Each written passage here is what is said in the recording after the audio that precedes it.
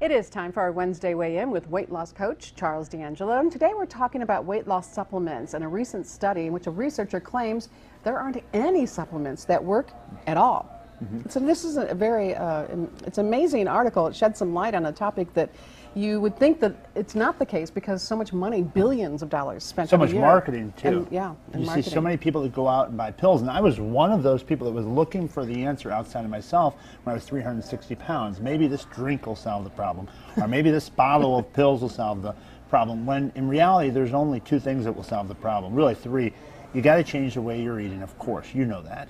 You've got to change the way you're exercising and be very consistent with it, and you got to change the way you're thinking about it all. Yes. A little earlier today, I was on your friend McGraw's show, and I was talking to Victoria Babu, who does a health and wellness show on another radio station, and she was saying, you know, what's remarkable, Charles, is not only have you lost the weight, but you've kept it off for so long. I said, I don't look at it that way. You look at it as if you are fit, healthy. And when you were overweight and when you were unhealthy, that was reactionary. That was because of your circumstances. But when you go to the store and you look for that solution in a bottle, that's not going to change this.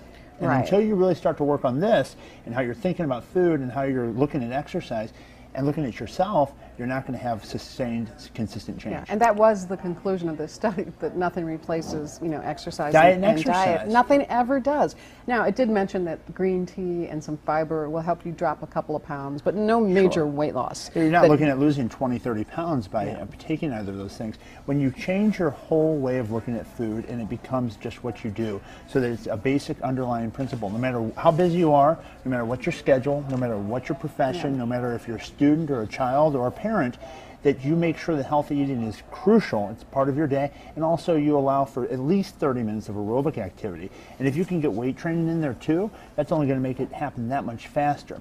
I think another thing to take into consideration is being patient.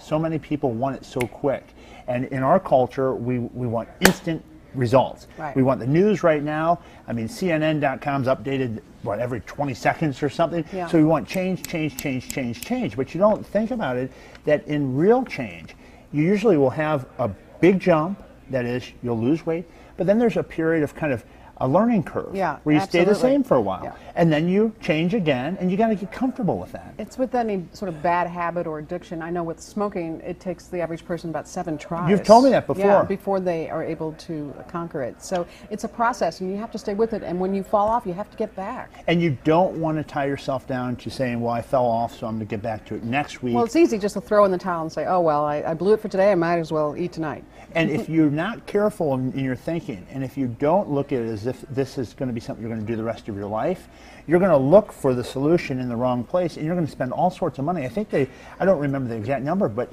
the weight loss supplement industry is $3.4 billion. Billion with a B. I mean, think of all the money that's being spent year after year, and all the people's hopes that are being taken advantage of. That's the sad part. That's what's so sad. So I hate to tell you, but the reality is that you're going to have to start exercising, you're going to have to start eating right if you want real change to happen. And that was the conclusion, and it's in the International Journal of Sport Nutrition and Exercise Metabolism. So now you can believe it. Yeah, and just go to our website at kplar11.com. Thank you, Charles D'Angelo. We'll see you next Wednesday.